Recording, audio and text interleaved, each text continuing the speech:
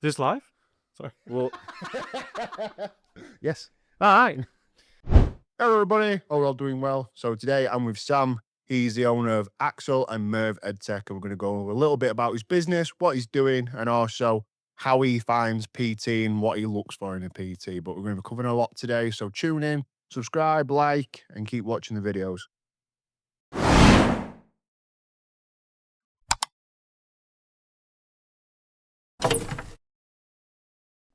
Hello, mate. How we doing? Yeah, not bad. Yourself? Not too bad.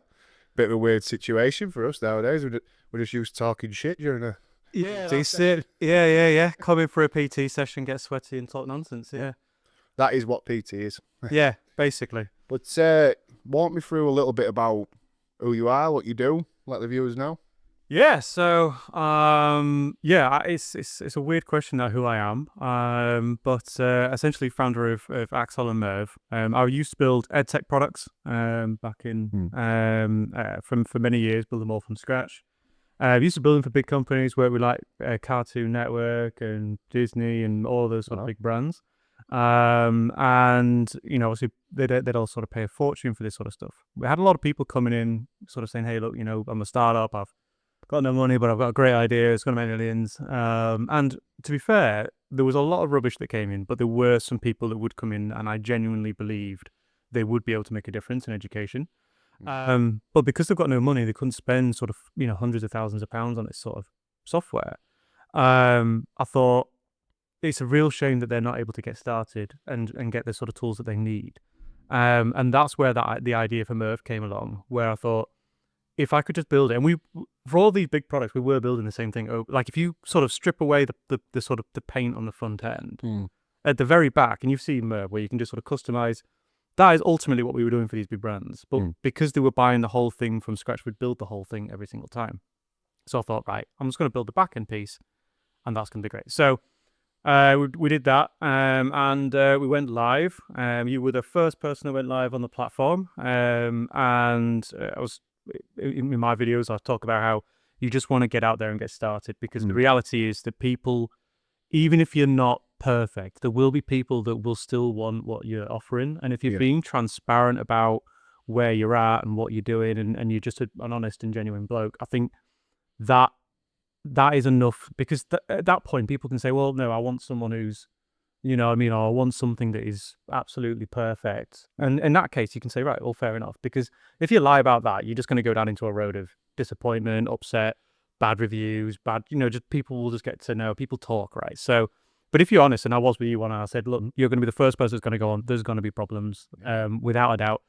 You've got my WhatsApp, give me a call, let me know. And I think that also translates with any business, right? Even if you're a PT, maybe you know this, right? When you're getting started, if you're just honest about who you are, where you're at in your career, I think that builds right from the get-go a bit of a genuine connection, and something that everyone's expectations are all at the same level. Yeah, people buy from people. Yeah, absolutely. And it's a lot easier to get feedback, I think, when you've been honest at the start. If you say at the start, oh yeah, to put it into PT context, oh, I've been a PT for 10 years. I'm the best PT in this, in the 10-mile radius. And then after your first session, you go, was that all right? Did I do okay? You know what I mean? They're going to go, oh, yeah. What do you mean? Well, weird. It don't matter what business you're in or whatever you do in terms of your career. I think you're always going to have the sense of imposter syndrome. But absolutely, believing in your product. So it's like you say, people buy from people. And if you're constantly trying to prove yourself to people, I don't think the confidence is ever there. Rather than being upfront and say, look, we're a work in progress, but we want to work with you. We want to build with you. And I think a lot of these big companies now miss out on the key thing of, if you're not working with your customers, like I imagine a lot of the big educational platform companies, so I'm not naming names, but I used them in the past, where if I had a particular issue and I got in touch with a support team, and this is a very critical course, there's a lot going on, they would come back with very broken solutions, or they just say, oh, that doesn't work because of this. Sorry. And it wouldn't help. Whereas throughout the time of having Merve EdTech, I've had constant support, and also you've seen some ideas go, oh, actually, we might develop this and move this on. So I think your approach of just saying, look, I'm a work in progress, but I need people telling me that stuff is wrong, because I think you can almost get a little bit blindsided with your own product. Yes. Like, you focus on a certain amount of quality, you'll miss out on some things. And if no one's telling you those things are wrong, then you're never going to be able to improve the product. Absolutely. I think I know a lot of people fall into that trap. So again, before this, I was a startup consultant as well. So worked with a lot of people that got some investors in, starting up their business, starting building their products. And a lot of them will fall into the trap of it's not perfect yet. So, and they would they won't show it to anyone or get any feedback, and spend an insane amount of time and money on a thing that they're just so caught up in their own heads about what they think is perfect. Yeah. And there was one in particular, it was about a year of building and tweaking and trying to perfect this thing. And after the third month, I was saying, this is like, you could go out to a couple of people with this, just get some feedback. No. 6 months. Seriously, mate, like, this can definitely go to some people. Again, that transparency, that's how you want to approach it. Got to the 12-month mark, went live, and guess what? It wasn't perfect. Yeah. He thought it was. He was like, this is exactly what I want. And then they went, this is weird. Yeah. What is this? And it's like, you could have had that moment 9 months before now. Yeah. And you could have spent the last 9 months just working on it, right? And just improving and getting feedback. So yeah, I think that's the main difference. And anyone that does come over to the big products, and we won't name names, but you do get that it is what it is, or if we're not for you, then go away. Right? Yeah. Maybe someone else will has a better product for you, and that's fine to do when you're a bigger company. But the advantage that obviously we've got now, and I think a lot of people when you're starting out, is this is your opportunity to work and try and be different, right? Try and actually solve a problem that nobody else is solving right now. And again, I think the same thing goes with PTs, right? If you're talking to your clients, I think a lot of PTs that have been out there for 10 years and whatever, doing what are they doing, I think they're so, I mean, correct me if I'm wrong, but I think you still got the same problem where you get cemented into, this is how I do it now. Yeah. I've gone through that phase. Yeah. I'm now on a day-to-day, this is how I operate. If you don't like how I operate, that's totally fine. Go elsewhere. But yeah, and that's what tends to happen with a lot of PTs now. So what tends to happen is they create their own bubble, and how they do it is how it works, when they're spreading information. This is the problem with social media, especially with when you're trying to teach people out there for exercise or nutrition or just even coaching skills. People get stuck in their own methods, thinking that's the only thing that works, rather than coming into it with an open mindset, going, no matter how long you've been doing this, no matter how long you've been in this game, there's always something to learn. And I think that obviously plays a big role in your role as well, because education, the standards always change and the needs always change. So when how long did it take you to develop from wanting to do an educational platform to getting it onboarded? How long did it take you? How long was the process? Well, I mean, it was probably a couple of years of thinking about it, talking to people, and just trying to figure out what that exact pain point is that we can deliver, right? What is the bare minimum essentially that I need to be able to do in order to be valuable? And again, we were doing a lot of consultancy at the time, so it wasn't 2 years straight. It was when I get the opportunity to talk to someone that I think would have some valuable insight here. And then from starting to build, it was exactly a year ago. Well, not exactly, like roughly about a year ago now, maybe more. When we started actually building it, but we went live, I want to say December last year, or it got just into January, didn't it? We just got into the new year. So it was about 6 months to build that first version, and then obviously the last 6 months has been pretty, like, we've been on it and refining and pushing out updates constantly. So yeah, I think the latest update that we've just done now, I think that I'm personally quite happy with. I think that is starting to take shape of what I had in my head at the start. So I am pretty proud of that. And I think there's a lot more that we could do, especially on the student side. That's where I really want to focus. But we needed to make sure that obviously, when you're building your platform, that experience is good. We're happy with that now, I think. And then now we need to, I think just versioning and stuff needs working on, but the student experience is where I think there's a real advantage there, because again, this is kind of pointless, and a lot of our competitors do this, where maybe the interface where you build your course and all that stuff, that's great, but then when you actually look at the product that you're putting out there is fairly light and weak. And I think if we can make that something that you can be proud of as a you know, as one of our customers, and at the end of the day, you're not selling the bit that we're selling, right? That almost doesn't matter. What you want, I think, is I want to have a product that I can be proud of, that I can say to students, this is amazing. It's, you know, we've got the best EdTech platform out there. And, you know, it's got all of these amazing things like, you know, an AI tutor, for example, all that sort of stuff I think would just be great to get in there. And it's something that you can say that's your business. Yeah, right? absolutely. So, I mean, if you go to a bakery, it's like, you know, they're going to want the oven that's going to make the best bread. They don't care about what your sales process is. They don't care about what your ordering process is. They don't care about the support to some degree. But really, what that baker wants at the end of the day is really nice bread. And I think for any business, that's what you need to think about is, what are people actually buying? Yep. What are they actually getting as a result of it? And that's the bit that you want to sell. That's the bit that the reason why they're coming to you. So I think for you, it's the courses and all of that sort of stuff, and that's fine. But it's that experience of the courses I think is also key, because they could go to a lot of providers out there, and it might be, you know, starting off with, come into a classroom, we'll give you a packet of documents, print off or whatever, and you've just created a lot of work for the students. Yeah. The student experience then isn't great. So it's how do we make, and and that's what I'm thinking of is what you want is, you want that student experience to be really good. So then they go away and go, I did this course, it was great, it was so easy, all I needed to do was sign up and blah, blah, blah, right? They had, all of this sort of stuff that helped me all along the way, and it was effortless.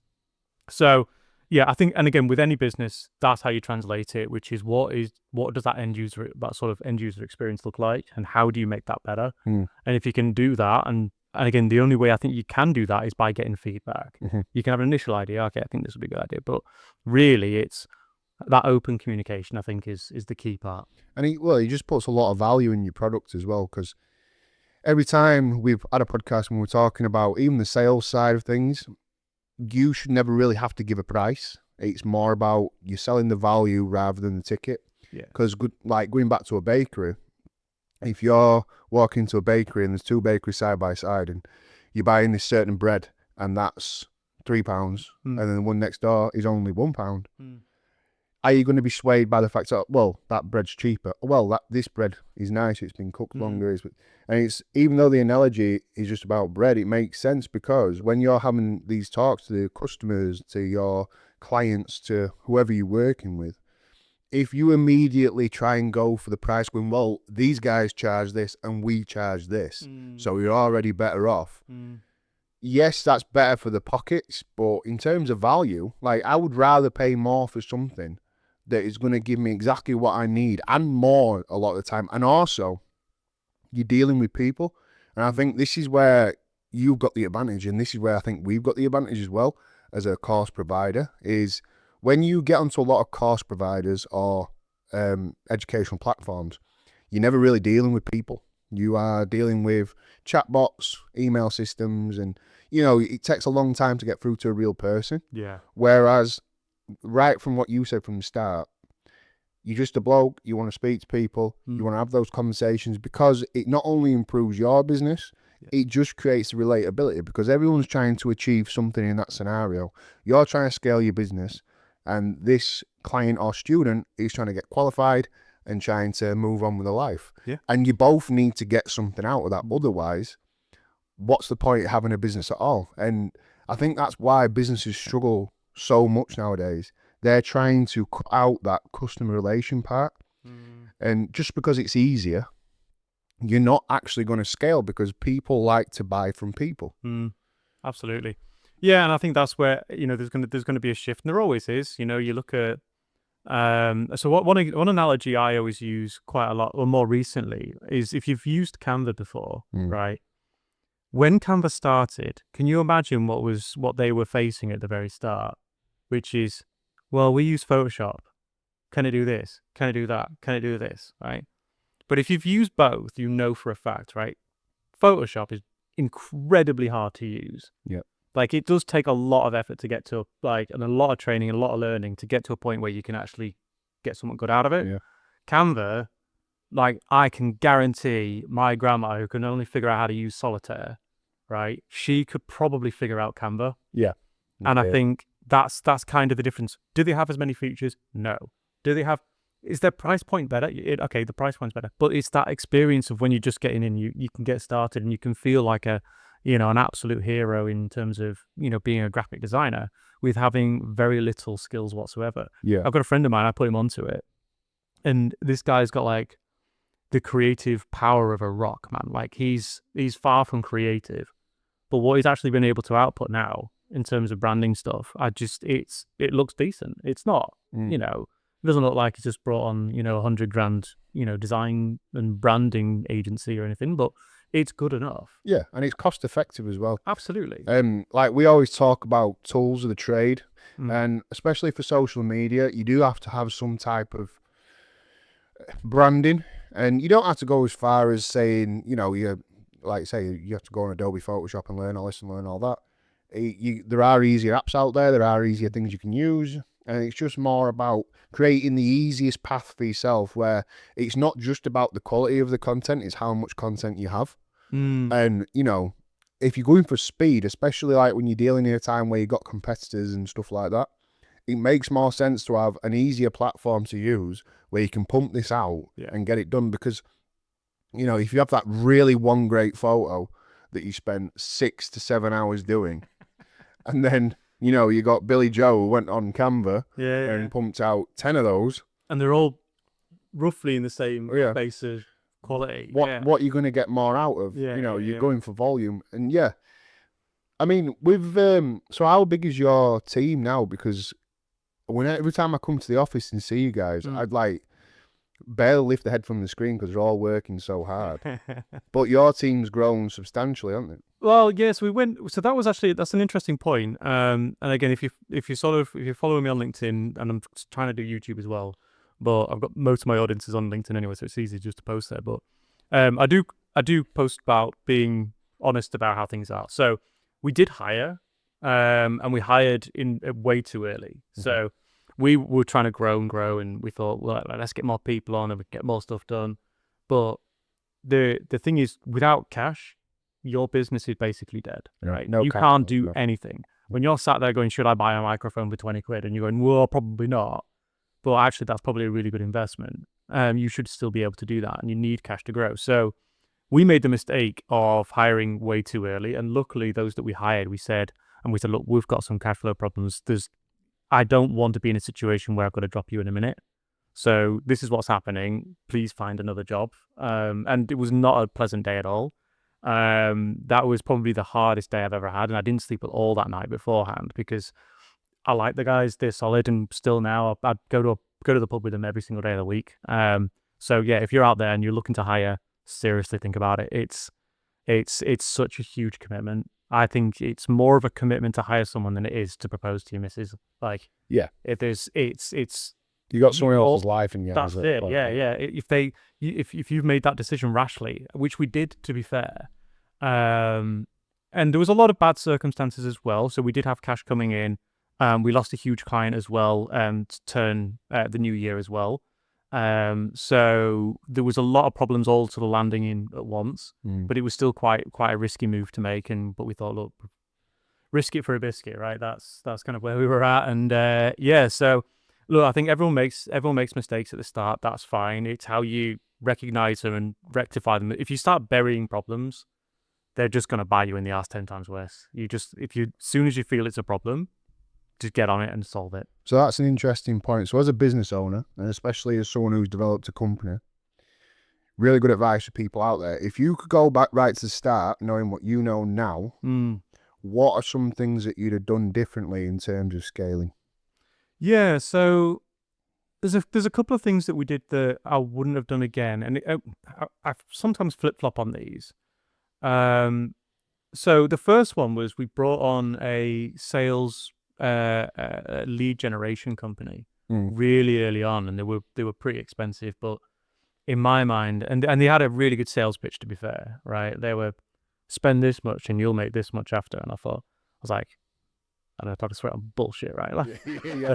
See, that's what happens to me all the time now. When you get these ads pop up or they get a recharge code, work with me completely free. I'll only take a commission basis. Yeah. And like, oh, okay, that sounds great. And then you get screwed over like 2 or 3 times. Like, I don't trust you. Yeah.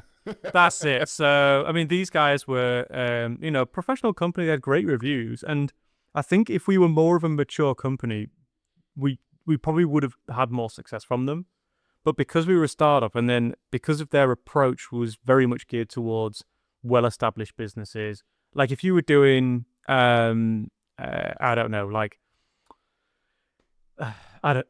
you're a plumber and you've already got a full outfit, you got 3 or 4 staff, you're kind of ready to scale, loads of good customers, loads of good reviews, you've got your whole business plan and process down. They would have helped to do that without a doubt.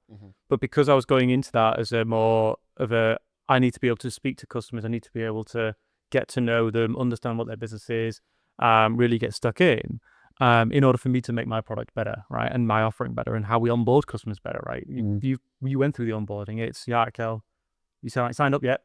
All right, sweet, yeah. So all of that we're trying to get better, improve on now and just make a better experience. Going into, and again, my experience has always been more of a corporate environment where it's, there's tons of money to play with. If I want to blow 15 grand on something, worst case scenario, I'm going to go, seriously, I'm just spend 15 grand on that. And I go, yeah, sorry, mate. Yeah. Difference is now it's, that's a lot of money I've just blown on something that I've not really got anything out of. We did get a few customers out of it, but we're probably not going to make our money back for like, I don't know, if they stay on for 4 years, we might make our money back. It's one of them. So that was the first mistake that we made. The second mistake that I think we made was we went too big too soon. So we tried to do an awful lot that actually we didn't need to go that hard that quickly. We could have probably done with a little bit less of the functionality. But I mean, you tell me, correct me if I'm wrong, but I think if we scaled it back a little bit but perfected what we had, we probably would have A, gone live sooner and started getting customers sooner, or B, we would have had a better product when we go live and probably had a better experience for everyone that did come on board. So I think that was one of them. But again, I did still fall into that trap. And while I do say, look, go out there and I still fell into that trap of it needs to be kind of perfect, or we need to have this, and we've got to have that. And I think the reality is actually I could have gone live and said, look, this is what we've got now, this is what's coming soon, and you probably would have been like, well, as long as it's got that bit, I'm all right. Yeah. That was the other one. Again, hiring too soon, that was another one.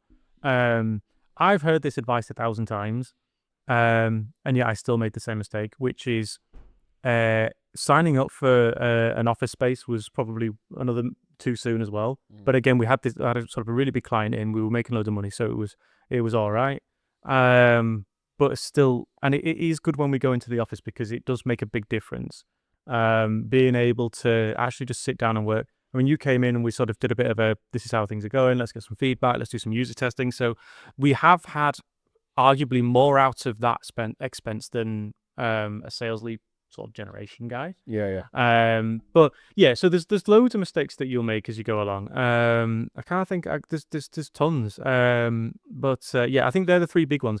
Keep your costs super low, to summarize.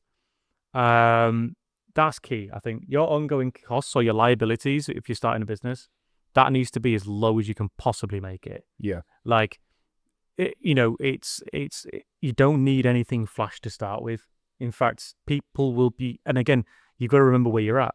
Your customers should be at this stage pretty friendly. They know where you're at. They know what stage you're at. So if you're training in someone's garage, like if you've got a garage at home or your mum's house or like something like that, people aren't gonna care. No, and they don't. That's not what they want. I think it's a really good point as well, because I think the quality of service at the start will never reflect. It's not as if you're trying to go for a big brand. You're trying to tell people that this is what I want to do. This is who I want to work with. If you fit this category, I can help you.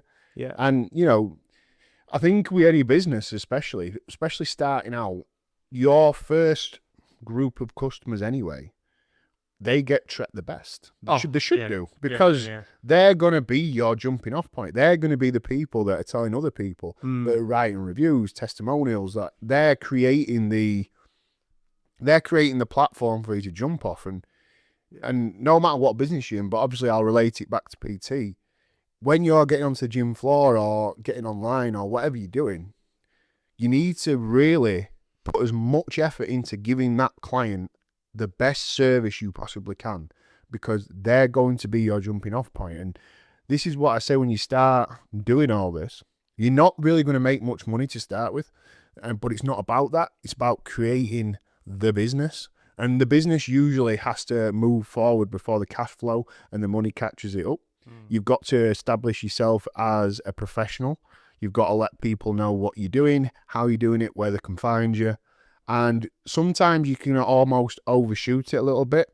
And I think, like you said, keeping your costs low, because you're like, oh, right, I'm going to get my branded T-shirts. I'm going to get... I'm always branded. I'm going to pay for a really expensive website. I'm going to go on Google Ads. I'm going to hire somebody to... And it'll work in terms of projection, and your brand will start moving around. But people are going to see it and go, oh, I don't know what that is, move past it.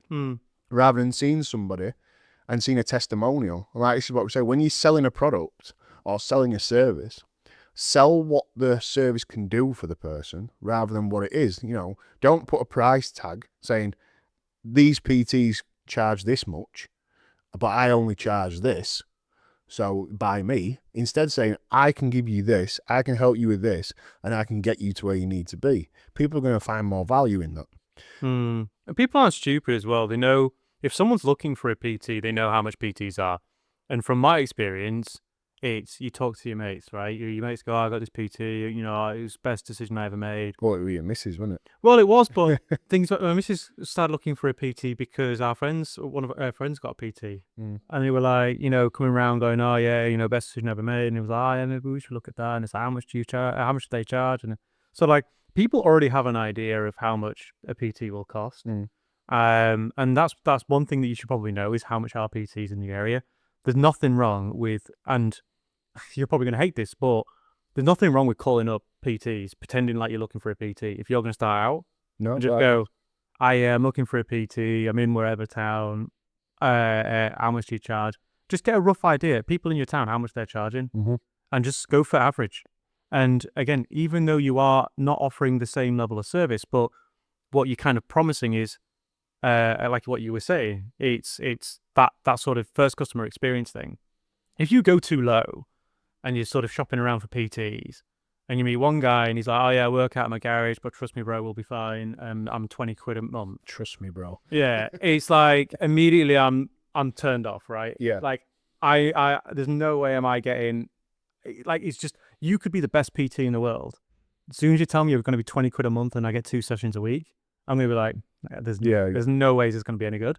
It's like think about like if you went into a new barber shop, you're shopping around, and your barber goes, oh yeah, I'll cut your hair for 2 quid.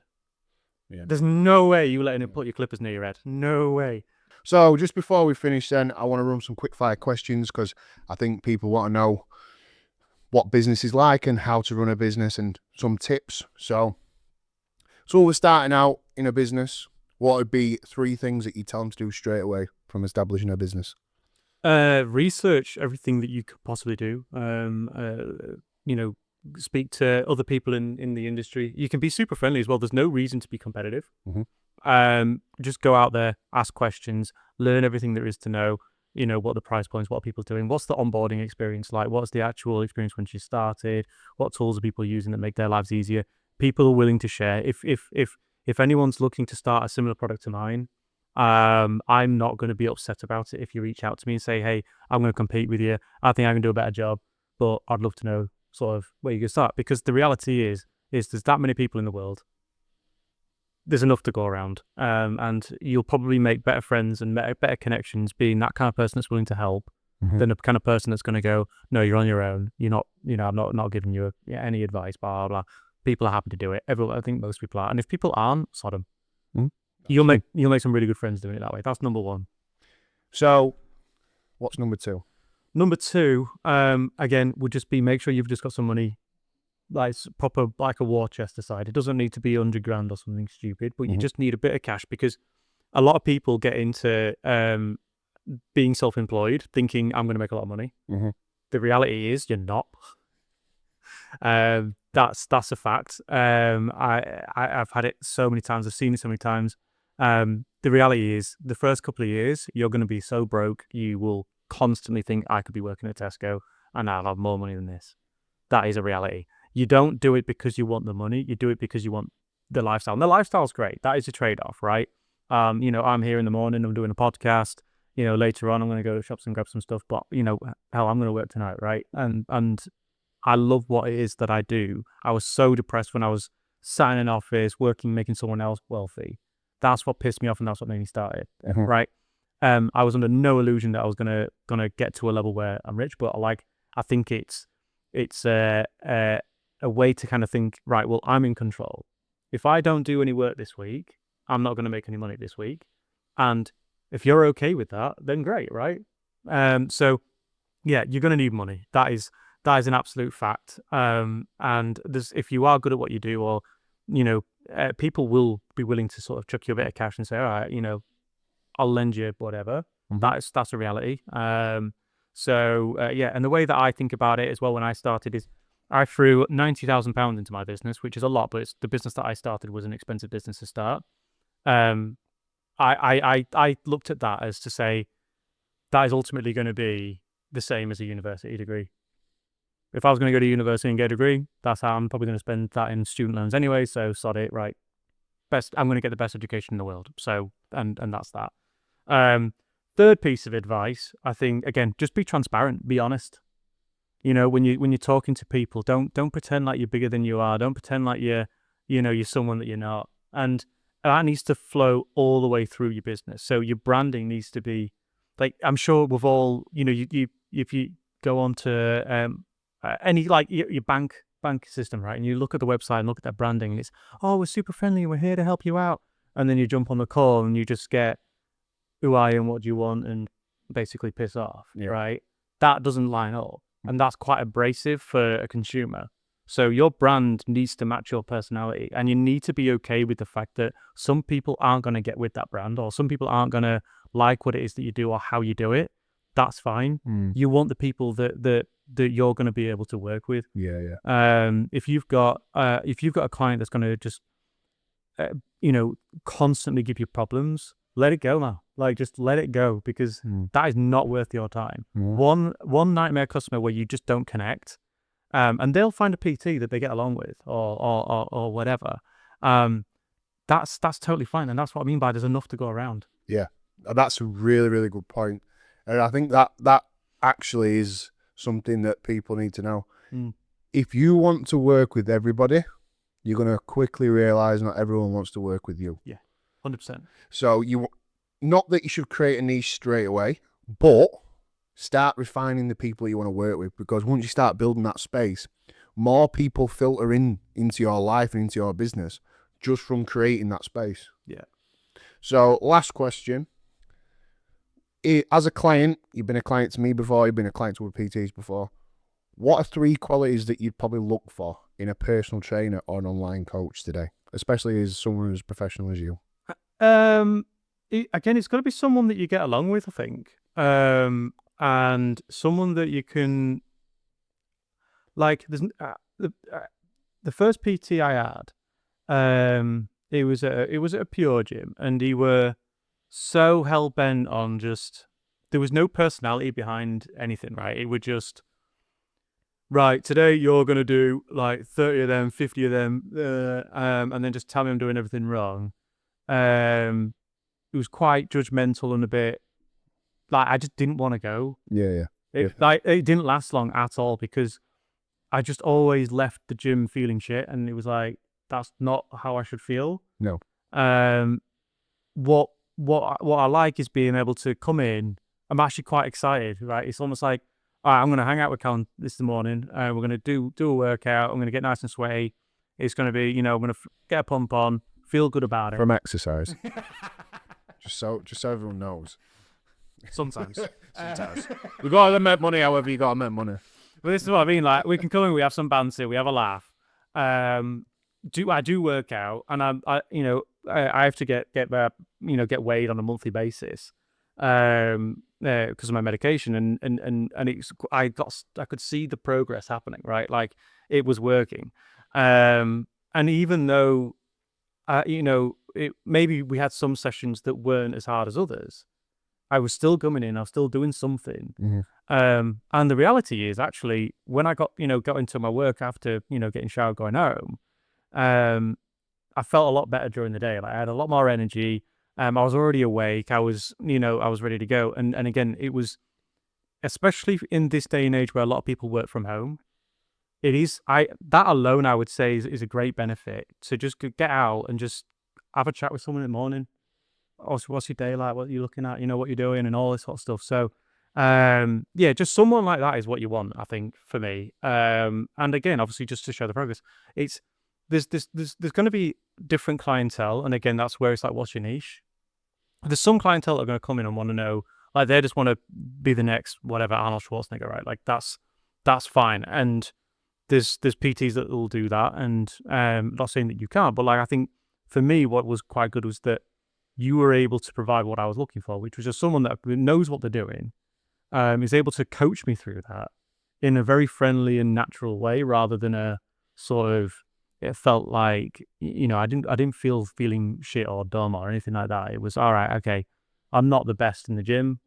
We make jokes about, my movability. I'm like an action man. But Yes, like, we're able to have a laugh. Yeah, you've got the mobility of a 1980s action man figure. He's got like 3 joints in his entire body. Yeah. But all 3 of those joints move exceptionally well. Yeah, when they go, they go. That's it. So, yeah, I think that's the main point. I think is you want your customers, from my perspective, you want them to actually be quite excited to get to the gym, looking forward to it. All right, okay, it's a workout, but make that workout actually fun. It's like, if we go to the pub, it's I'm not going, I'll go to drink like 5 pints. That's ridiculous. I'm going, all right, yeah, sound, I'm going to the pub. And it's the same thing in the morning. All right, sound, I'm going in the morning, I'm going to work out, and it's going to be a good laugh. So I wish I had more time for it now. That's the main thing. It gets a bit silly. I do need to make more time for it. I said I was going to come yesterday. I didn't know. Nope. But yeah, I think that's just be friendly. That's my advice. And if you just don't click, you don't click, and move on. Don't force something that's not going to work. Perfect. So what I'm going to do, we're going to put Sam's business details below. So link to the website, his LinkedIn, and also his YouTube channel. I'm going to link it there. You can follow Sam's journey. You can follow Axol and Merve EdTech. And it's worth watching, because I love seeing businesses and companies and corporations start rising up, especially people that are filled with as genuine people as you. So thank you very much for coming in. Thank you for having me. And we'll see you next time. Like and subscribe, and we will see you on the next one. Awesome. Thank you.